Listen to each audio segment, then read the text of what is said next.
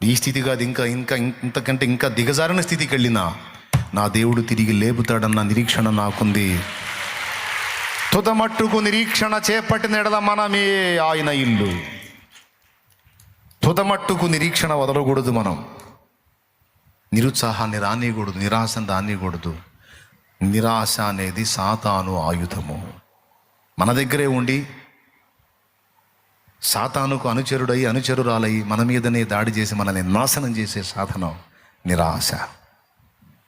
పరిస్థితులు ఎంత విషమంగా మారనాయి, నీలో దేవుని అందలి నిరీక్షణ, విశ్వాసం, ఆశ చావటానికి వీల్లేదు. అవి సజీవంగా ఉండాలి, అవి బ్రతికుండాలి. కానీ ఏం చేద్దాం, ఈ దేవుడి మీద తిరుగుబాటు చేసి దేవుడు చెప్పినటువంటి క్రమాలు పాటించకపోతే శత్రువు నీకు కొండలా కనపడతాడు.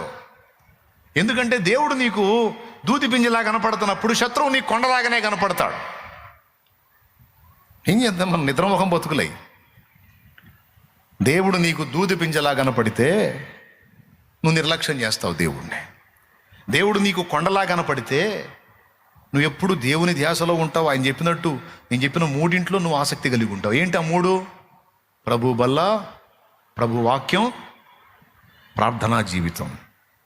ఈ మూడింట పట్టు కలిగి ఉంటావు. ఎందుకు? ప్రభు నీ కొండలా కనపడితే. ఏం చేద్దాం, మన కనపడే కొండంతా కూడా పాటే. నా బలమా, నా కోట, ఆరాధన నీకే, నా దుర్గమా. దుర్గం అంటే తెలుసా? కొండ. ఆశ్రయమా అని నేను ఎత్తుకోగానే ఆగుతున్నారా? నిజంగా అట్నే ఉన్నాడా? కొండలాగే ఉన్నాడా?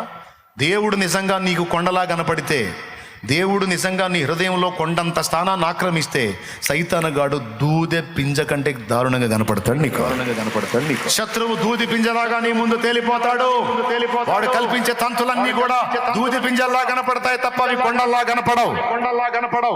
కానీ ఈరోజు నీకు అన్ని కొండల్లా కనపడుతున్నాయి. గుండెలు పగిలిపోతున్నాయి, ఏడుతున్నావు, మొత్తుకుంటావు, గందరగోళం అయిపోతున్నావు, గుండె దడ పెరిగిపోతుంది. నీ పరిస్థితి అంతా తారుమారైపోతుంది. ఎందుకు ఆ పరిస్థితికి వెళ్ళిపోయావు? దేవుని నిర్లక్ష్యం చేశావు. దేవుడేమో నీకు దూది పింజలా కనపడ్డాడు. దేవుడు ఎప్పుడైతే దూది పింజలా కనపడ్డాడో సైతానుగాడు అయితే కొండ అయిపోయాడు.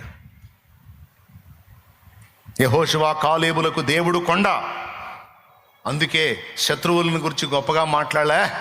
వాళ్ళు ఎంత పొడుగోళ్ళు అయితేనే, ఎంత బలవంతులు అయితేనే, ఎంత ఎత్తర్లు అయితేనే, ఆకాశ మహాకాశాలు పట్టజాలని వాడు నా దేవుడు.